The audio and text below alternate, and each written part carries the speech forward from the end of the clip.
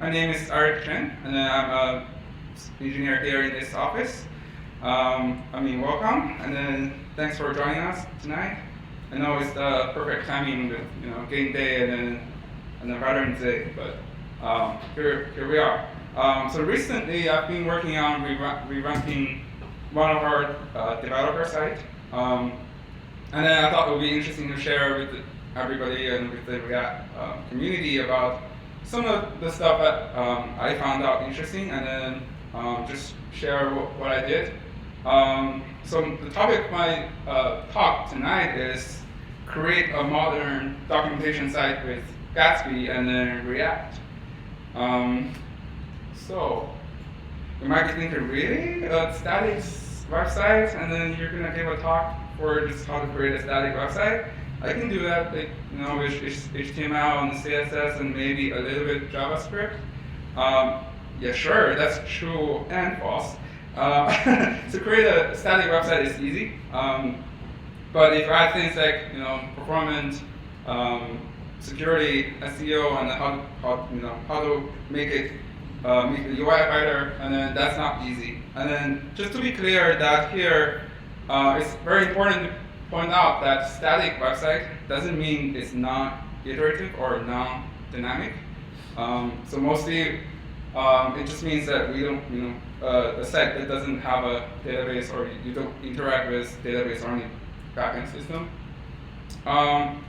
So there are ways to create a static website, and obviously, back in the days that when we initially started, and then you do development directly in the text file, when you add HTML and CSS, you maybe do it via things like River or stuff like that, and then that doesn't really scale. And then here, then it comes to the concept of CMS, the content management system.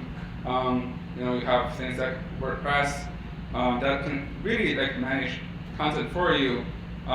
Make your life easier, but there's also drawbacks come with it. Like security might be one concern, and also you don't get the ability for versioning that you do have with Git. Like if you want to roll back to the previous version, it's not that easy to do it on the CMS. And then as fast forward, now we're at the point that we have those set generators. Nobody wants to do HTML and CSS in the text file all day, and then why don't we generate those static assets? So that's why we have a couple of generators at this day here. And then today we're going to talk about Gatsby. So how many of you have heard Gatsby? Have you used Gatsby? Oh, wow, that's a good amount of you guys. Then I'll make my talk easier. So this is the website I just mentioned a couple of minutes ago. So this is where we are at today, and this is all powered by Gatsby. So on the side, you see it on the left side and the right side, those table of content are actually automatically generated from Gatsby. We also have ability of generating the top nav bar based on the structure.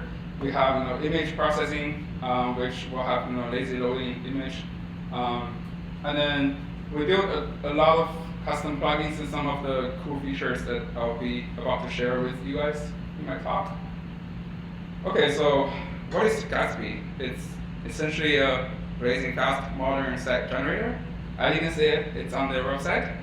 Let's find out why. First thing first, I would say one of the biggest reasons for us to pick Gatsby is that it leverages React natively, and then it just loves React, as all of us do. And then, so what that gives us, so it allows developers to build a performant React application. So with Gatsby, you can think of it as a React application. So all the good stuff that you get from React, the performance enhancement, and then the simplicity, you get that with Gatsby as well. The second thing is you can reuse your existing components. Like what Daddy was saying, we have open source Splunk UI components that are written in React. And then by using Gatsby, you can just simply reuse them, import the existing component, and then you'll be able to use it with Gatsby. The last point here is that it supports latest and greatest feature. And by all means, I mean hooks. So I'm a big fan of hooks, and then I've already started using hooks in some of the pages and the components in my Gatsby site. And then so far it's been awesome. Like it's been like the developer experience I get is really awesome, and then I don't get any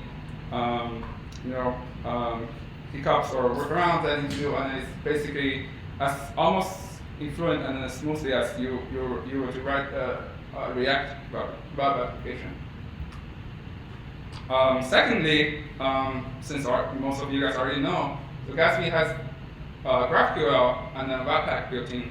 So what that gives us is specifically for GraphQL, it opens up the possibility for you to use data from almost all the resources you can get, like from REST APIs, from the CMS systems like Contentful, or even Markdown files, ASCII doc files, like almost all the data source you can bring in, and then with the GraphQL node system, you will be able to query them in your Gatsby site. They also exist well with each other, because you can have GraphQL node that's for your Markdown file, and you can have another node tab of HTML that will just render the HTML resource, or you can have another node type just for Contentful or API stuff like that. So for Webpack, it's also managed by Gatsby. So when you build your Gatsby site, it actually optimizes your bundles, and then you can also update your Webpack. So Gatsby offers APIs for you to update or add your custom Webpack config. So you can bring in your the config and then from your existing projects, or you can bring your Webpack knowledge to Gatsby as well, very smoothly. And then what that all gave us is a really developer experience from my perspective. So if you're comfortable coding in React and you're really familiar with React stack, you've been creating React web applications, this is almost like as smoothly as you can get. Like I said, you can just bring all your existing tech stack and then knowledge to Gatsby. Some of the other stuff I found out very interesting with Gatsby is that so first it optimizes your site automatically for you. So speak of optimization, you have Webpack, which will do code splitting. So it will just build the bundles on the critical path. It also has prefetch.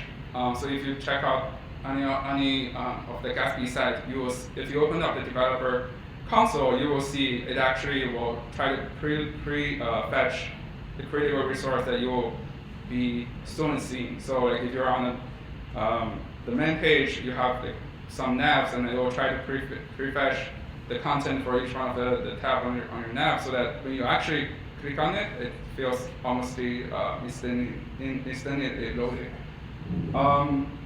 Secondly, it has a great ecosystem with rich plugins, and then that work well with other technologies. So if you have used Gatsby, you see that they have a variety of plugins from integrating with CMS system, or doing a PWA, a progressive web application, or service worker. It has SEO in it. It has also S3, and then Netlify if you're trying to find a plugin for find a place to deploy your site. So it has a lot of plugins already made for you. So it's just a matter of dropping those plugins and then just make config changes in your config file. Last but not least is the Gatsby exposed a set of APIs for us to manipulate the build process and also the site. So for example, it has exposed a GraphQL API. So what that enables us is that you can write a GraphQL query to query your data and then just be able to use it directly in your React component. And then I'll show an example in the later slide for that. It also has built-in React component. So for link, for routing, that you don't have to necessarily import your React router. If you just navigate between subsite of your subpages of your site, you can simply just do a link. It also has like routing capabilities already provided for you. It also gives you more granular control of your build process. It has create page, callback, create node, where you can actually do some fancy stuff and automation for that. I'll show an example of that as well. So here's how we use Gatsby. First things first, for all of our documentation, or most of our documentation is written in Markdown. And then with Markdown and MDX, that's just like superpower for me. Because with MDX, it allows the content editor to actually embed React components into their doc. So if you think about that, is that not only the UI will look better, but it also gives you like separate ownership and separate concerns of your code, so that the doc teams can concentrate on writing the docs, and then the front end, the UI team can get requirements from docs. Maybe they need a superscript or subscript, or they need some sort of a widget to embed in their documentation. We get this requirements. We write our own React components. We do our testing separately from the doc, and all we need to do after we finish that, we just give the spec to the documentation team. Hey, this is how you use this widget in your doc, and they can just simply include that snippet in the Markdown file, and then that will get converted to HTML and rendered on the website, which is super powerful. And then we also automatically generate our API reference page from the OpenAPI 3 spec files. So as what Lady was touching earlier, we have a collection of services that expose APIs. We have a whole stack of APIs that developers can use to leverage. And then just to have a up-to-date documentation is not easy. And then that's why we have this automatically generated for us. So we read from the OpenAPI 3 spec files, and then we convert them into a GraphQL node within Gatsby. And then in our React component, we just write a simple React template that will just feed those OpenAPI spec file data into that template, and then just render UI the way we want. We also do the same thing with our SDK documentation. So whenever a new version of the SDK gets published, we grab the documentation, and then we create a node type of SDK in the GraphQL node system, and then we just do the same thing we create a new template, a React template for SDK, and then we just render whatever the way we want. So lastly, we also create our own custom plugins and then components. So some custom plugins include fetching those new versions of API docs and then SDK docs, creating some redirect system, which I'll talk a little bit more in the next couple of slides. Again, like I said, Gatsby and then Markdown and MDX, it's really a big smiling face for me. I've already touched some of the points here, but it also allows you to reuse your existing components. So let's say if I create a widget for this specific documentation, and then the other doc writers can also use this React component in their doc if they find that useful. You can also customize how each of the HTML elements gets rendered in Markdown. So for some reason you don't want your H1 you want to customize your H1 tag, let's say, and you can actually create that on your own in React, and then just hook that up with MDX, and then now whenever you use that in Markdown file, it will actually render the custom H1 that you did, not the generic one. Lastly, it's really fast. It doesn't have any runtime. It happens at build time, which is also cool. So here I show an example of how I used it. So on the top of the screen, you see that's how our doc writers have been using the React component which was produced by the front-end team, right? So they want to have some sort of widget to show for a REST call. There's 3 ways you can do it. You can do a curl, you can do it plain HTTP call, or you can use our command line tool. And then the requirements that we want to have sort of a widget so that the user can indirectly click each one of the format, and then based on what they want to use, and we render different content. And then in order to do that, we create a new React component called inline request example. We expose a couple of props. So tabs here is essentially the tab in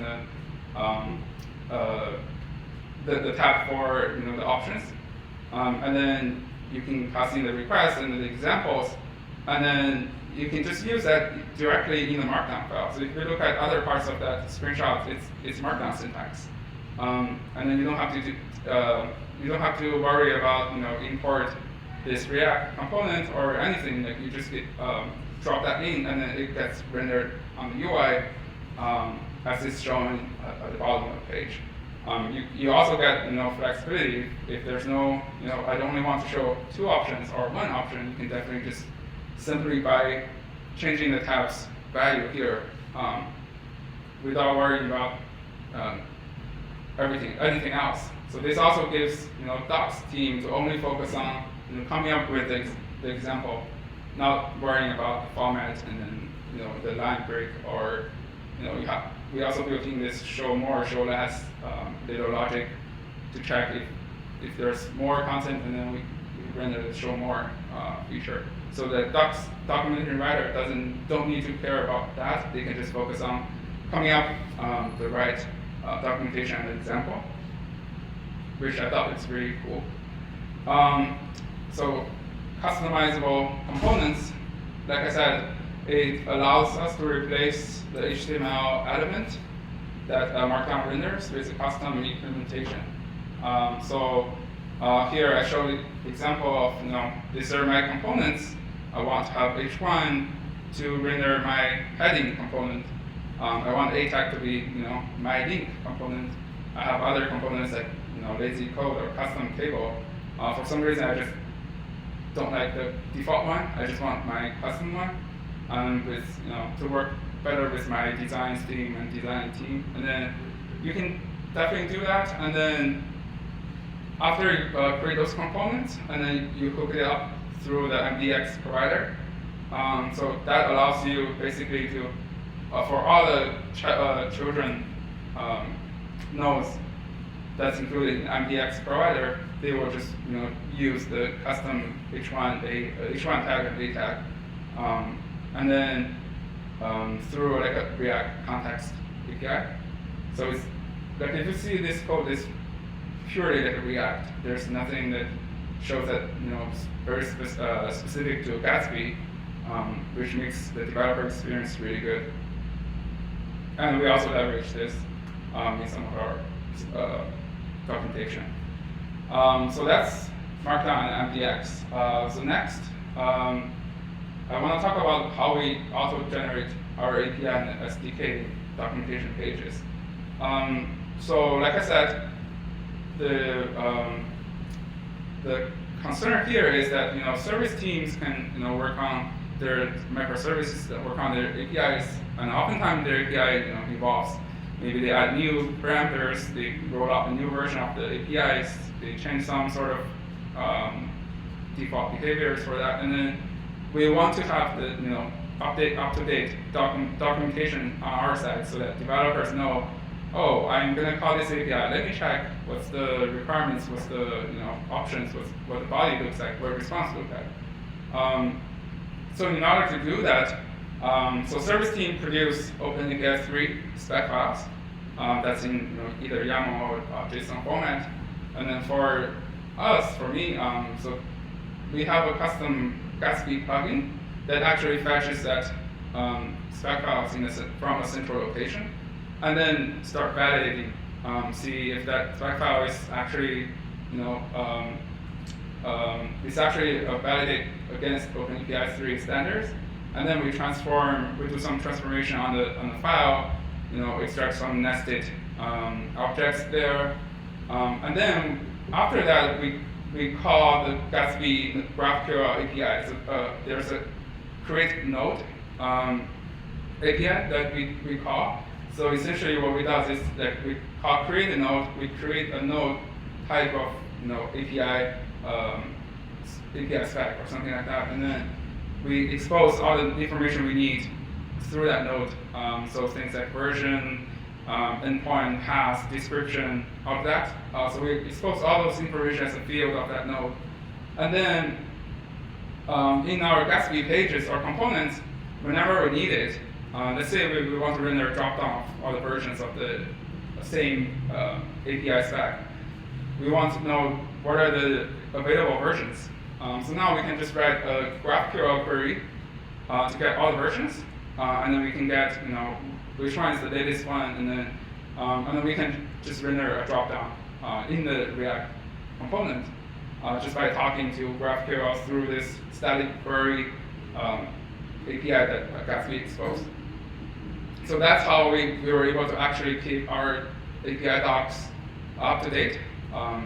Similarly, with our SDK documentation, whenever a new SDK gets published from the team, we have a different plugin that fetches the documentation from a central location, create a different node type of SDK, and then we expose metadata such as versions, language, as the field of that node, and then we are able to use it.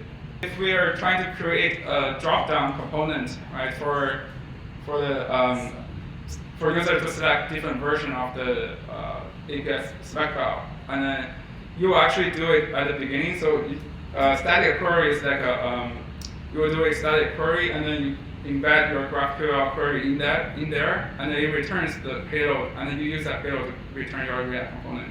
I'll show you. I think I have a code example for this. Kind of, yes. So on the left side, it's basically a return statement in one of my React component, right? So you have export function, whatever, my React component, and you return, and then static query, and it has a query prop. So all I need to do is pass in my GraphQL query there. So as you can see here, I'm just passing, hey, give me from all the SDK for every node, I want ID, title, path, source, fields. Within fields, I want only the latest version field, and I also want all the children. And then on each one of the child, I only want to know version. So that's another great thing with GraphQL is that you define what you want exactly. It avoids a lot of overfetching. And on the right-hand side, you can see the payload looks like that exactly. And then, so on the left bottom right here, I should make it bigger. So data returns is essentially the data over here. So from there, I can just do have my normal React drop-down component where I just pass in versions, like data dot something like versions, and then I'll be able to fetch, feed my data into my React component.